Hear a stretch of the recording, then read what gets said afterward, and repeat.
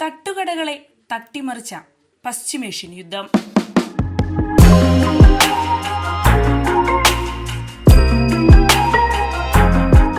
നമസ്കാരം, ഞാൻ ജാസ്മിൻ.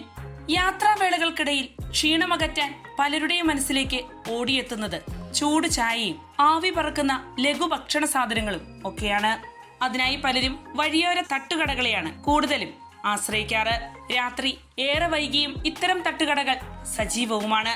എന്നാൽ പശ്ചിമേഷ്യയിലെ അതിരൂക്ഷ യുദ്ധം നമ്മുടെ ചായ ഗ്ലാസുകളിൽ വരെ എത്തി നിൽക്കുകയാണ്. യുദ്ധത്തിന്റെ പ്രത്യാഘാതങ്ങൾ ഇറാനിലും ഇസ്രയേലിലും അമേരിക്കയിലും മാത്രമായല്ല ഒതുങ്ങുന്നത്, ലോകം മുഴുവനിലേക്കും അത് എത്തിക്കഴിഞ്ഞു.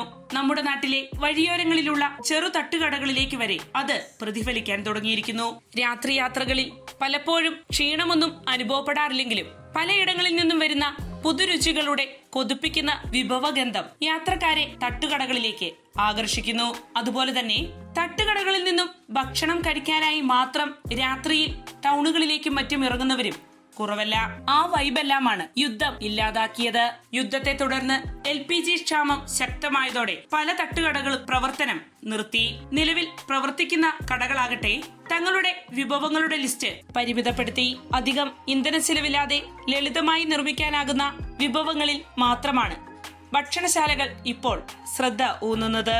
പല നഗരങ്ങളിലും 10% മുതൽ 20% വരെ തട്ടുകടകൾ താൽക്കാലികമായി അടഞ്ഞു. ക്ലൗഡ് കിച്ചനുകളും ചെറിയ ഹോട്ടലുകളും വലിയ നഷ്ടമാണ് നേരിടുന്നത്.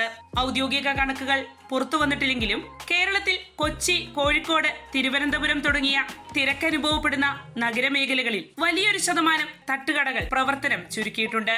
ചില തട്ടുകടകൾക്ക് താൽക്കാലികമായി താഴ്വീഴുകയും ചെയ്തു.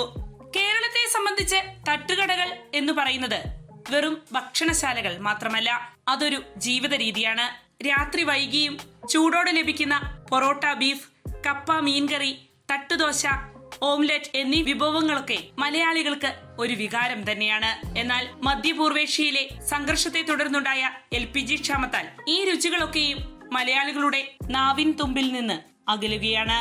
അങ്ങനെ യുദ്ധം മൂലമുണ്ടായിരിക്കുന്ന ആഗോള സംഘർഷങ്ങൾ ഒടുവിൽ ഒരു സാധാരണക്കാരന്റെ ദിവസ ജീവിതം തന്നെ മാറ്റിമറിക്കുന്നു.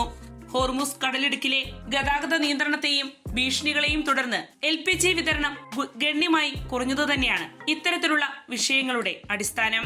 ഇന്ത്യയുടെ വാണിജ്യ അടുക്കളകൾ വൻതോതിൽ ആശ്രയിക്കുന്ന ഇന്ധനം ലഭ്യമാകാതെ വന്നപ്പോൾ വലിയ ഹോട്ടലുകൾ മുതൽ ചെറു തട്ടുകടകൾ വരെ പ്രതിസന്ധിയിലായി. കുറഞ്ഞ ലാഭത്തിൽ പ്രവർത്തിക്കുന്ന തട്ടുകടകളെ സംബന്ധിച്ച് ചെറിയ വിലക്കയറ്റം പോലും വലിയ ആഘാതമായി മാറുന്നു. പാചകത്തിന്റെ താളം തന്നെ യുദ്ധം മാറ്റിയെന്നാണ് പല തട്ടുകട ഉടമകളും പറയുന്നത്. സ്റ്റൗവുകളിൽ നിന്നും വേഗത്തിൽ ഭക്ഷണമൊരുക്കിയിരുന്ന തട്ടുകടകളുടെ പ്രവർത്തനം ഇപ്പോൾ മന്ദഗതിയിലാണ്. ചെലവ് വഹിക്കാൻ കഴിയാതെ വരുമ്പോൾ ഭക്ഷണത്തിന്റെ വില കൂട്ടണോ നഷ്ടം സഹിക്കണോ എന്ന 2 ചോദ്യങ്ങൾ തട്ടുകട ഉടമകൾക്ക് മുന്നിൽ ഉയരുന്നു. ഇൻഡക്ഷൻ സ്റ്റൗവ്, ഇലക്ട്രിക് ഉപകരണങ്ങൾ, വിറകടുപ്പുകൾ എന്നിവയൊക്കെ പകരമായി ഉപയോഗിക്കാമെങ്കിലും അവയൊന്നും LPGയുടെ സൗകര്യവും വേഗതയും നൽകുന്നില്ല. ഇതേ തുടർന്ന് വരുമാനത്തിൽ വലിയ ഇടിവും സംഭവിച്ചിരിക്കുന്നു. മെനുവിലെ പല വിഭവങ്ങളും ഒഴിവാക്കിയതോടെ ഉപഭോക്താക്കളുടെ എണ്ണം കുറയുകയും ബിസിനസിന്റെ നിലനിൽപ്പിനെ തന്നെ അത് ബാധിക്കുകയും ചെയ്തിരിക്കുന്നു. ഇതിനിടയിൽ സർക്കാർ ഗ്യാസ് വിതരണം മുൻഗണനാ പ്രകാരം നിയന്ത്രിക്കുമ്പോൾ ആദ്യം പരിഗണിക്കുന്നത് വീടുകളെയാണ്. അത് വാണിജ്യ ആവശ്യങ്ങൾക്കുള്ള വിതരണം പരിമിതമാക്കുന്നു. ചെറിയ തട്ടുകടയുടെ അടുപ്പിൽ നടക്കുന്ന ഈ മാറ്റങ്ങൾ ഒരു വലിയ ആഗോള യാഥാർത്ഥ്യത്തെയാണ് ഓർമ്മിപ്പിക്കുന്നത്.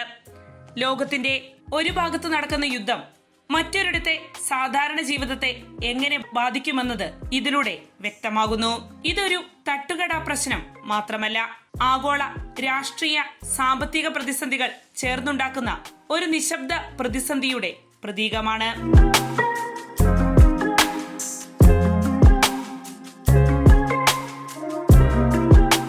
വാർത്തയുടെ നിറം തേടി തനിനിറം.